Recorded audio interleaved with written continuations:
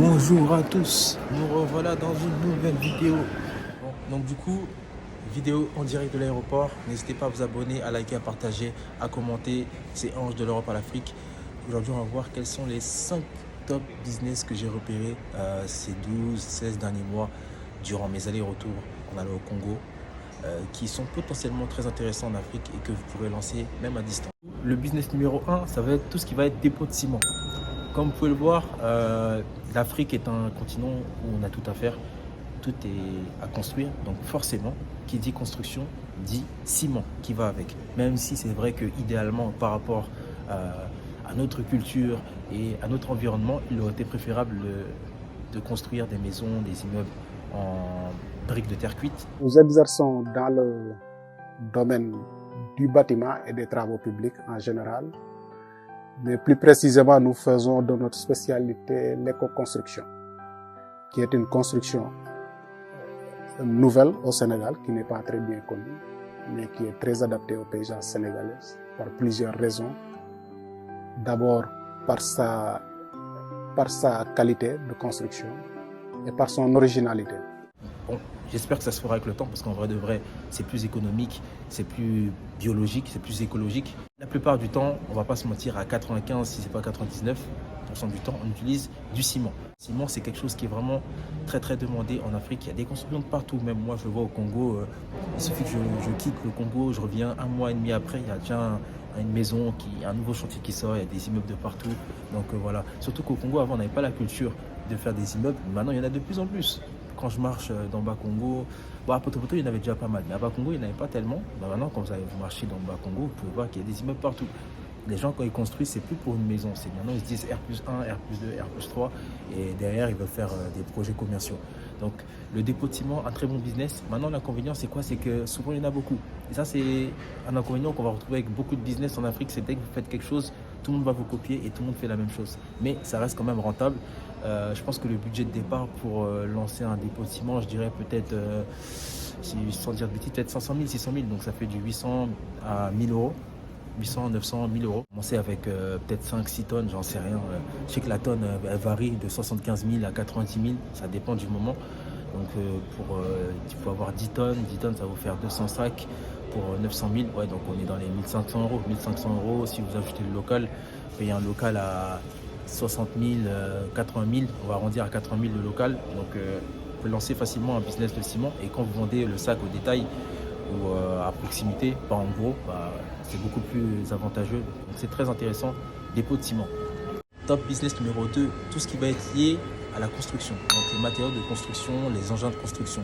Donc la bétonnière, l'échafaudage, les étais, tout ce qui va être perceuse, perforateur, tout ce qui est lié à la construction, gros œuvres principalement, qui va permettre, qui va faciliter le travail des ouvriers, se loue très très bien au Congo. Je vois de plus en plus d'échafaudage. La dernière fois, je parlais avec un monsieur, il me disait que l'échafaudage, pour 6 semaines, il avait payé 1 million et quelques. En tout cas, c'était un chiffre qui était très très intéressant, qui m'avait marqué. Pareil, pour les étais c'est juste du fer en fait. Lorsque vous préparez la dalle, vous voyez, c'est les gros poteaux en fer qui permettent de soutenir le plancher de la dalle lorsque vous avez fait le coulage. Et généralement, on en a besoin pendant 3 semaines, 1 mois. Donc ça se loue très très facilement. Et en plus, ça ne se casse pas. Donc avec ça, vous avez l'avantage d'avoir quelque chose qui ne va pas se casser et ça se loue assez bien. On a de plus en plus à Brazzaville. Donc je pense que ça doit être un bon business. Tout ce qui va être échafaudage, étais, bétonnière. Bétonnière en moyenne, j'ai oublié les prix. Bref, dans tous les cas, c'est intéressant. Je vais essayer de vous mettre le prix, le vrai prix. Je vais regarder dans mon Excel. Mais je sais que la bétonnière, si vous avez une bétonnière, ça peut être très très intéressant si vous arrivez à faire 2-3 dalles par semaine, c'est déjà ça.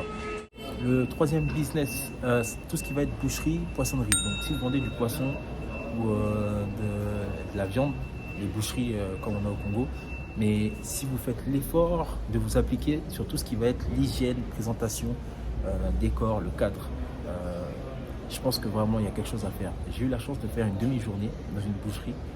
Pu observer de mes propres yeux comment les gens passaient et débitaient, malgré que le lieu en soi n'était pas ouf. Et vous connaissez comment c'est parfois au pays. Vraiment en termes d'hygiène, c'est pas trop ça. Mais ça débitait. Il y avait vraiment des gens qui venaient, qui achetaient. Donc je pense que si vous faites quelque chose avec un cadre bien propre, qui donne envie, vous montez les prix un chouïa, Non, ça peut être vraiment intéressant. Vous pouvez cumuler donc du coup la vente de poissons frais, du surgelé avec la boucherie, vendre des oignons, des pommes de terre. Généralement, c'est ce qu'ils font. On va faire ça plus l'épicerie. Mais je pense que c'est un bon business qui est sous-estimé au Congo. Donc la boucherie dans mon top 3. En quatrième place, qui va suivre du coup tout ce qui va être les poissons et la viande, c'est tout ce qui va être chambre froide. En Afrique, on a un gros problème avec la conservation.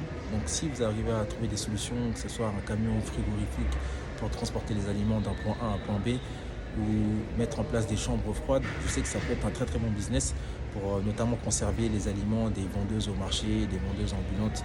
Et je sais que je passe plusieurs fois devant des marchés au Congo et vous voyez les fruits du lundi au vendredi, il est exposé au soleil et ils se détériorent logiquement parce que je pense qu'il n'est pas conservé par la suite par les vendeuses. Ça veut dire que la vendeuse elle va poser son fruit le lundi, il va être exposé au soleil toute la journée, elle va revenir, il va être exposé toute la journée suivante, le mercredi, le jeudi, après pourri et poubelle.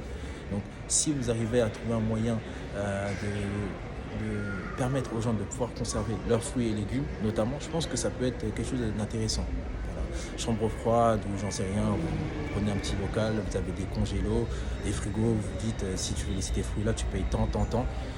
Voilà, et ça peut être intéressant. Il suffit de voir, réfléchir et trouver une solution, mais je pense que ça peut être vraiment très intéressant. Donc quatrième position, chambre froide, conservation, vraiment, ça c'est du bon. Pareil, si vous arrivez à un camion frigorifique et que vous connaissez des personnes qui font des cultures dans les coins reculés, ça peut être intéressant pour le transport et garder la conservation parce qu'on a vraiment un gros problème à ce niveau-là. En dernier, j'ai mis boulangerie, pâtisserie, sandwicherie parce que j'ai fait une vidéo là-dessus dans une boulangerie. Il m'a montré les chiffres des ventes entre 5h et 9h30, c'était juste hallucinant. Donc je pense que c'est l'un des meilleurs business, hein, la boulangerie. Maintenant, c'est que ça demande beaucoup de moyens. Je pense que les fours, c'est pas donné, mais si vous avez les moyens de vous lancer dans une boulangerie, je dirais peut-être qu'il faut 20, 30 cas. Je donne un exemple, hein, j'en sais rien, je n'ai aucune idée. Je sais juste que c'est rentable et que ça peut être un très bon business si vous faites encore une fois quelque chose de très très propre, de présentable, même à la cité. Les belles boulangeries qu'on va trouver, souvent, elles sont au centre-ville et à la cité, genre c'est des trucs à l'arrache, on te vend le pain, même si on peut te le donner par terre, on te le donne. On te vend le pain à l'arrache comme ça, c'est pas très présentable. Donc voilà, si vous avez une idée de boulangerie, un truc propre, carré, franchement ça va donner. Voilà, donc c'était 5 idées de business, une petite vidéo rapide. Là je vais aller prendre l'avion et on se revoit demain pour une prochaine vidéo. N'hésitez pas à liker, à partager, à commenter et à me donner vos avis sur ces business là. On va rajouter même des business, des idées de business.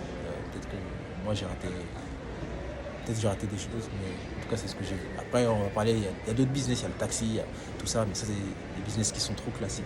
J'ai essayé de sortir des business ordinaires. Donc voilà, on se revoit dans une prochaine vidéo. Prenez soin de vous, restez focus. Ciao.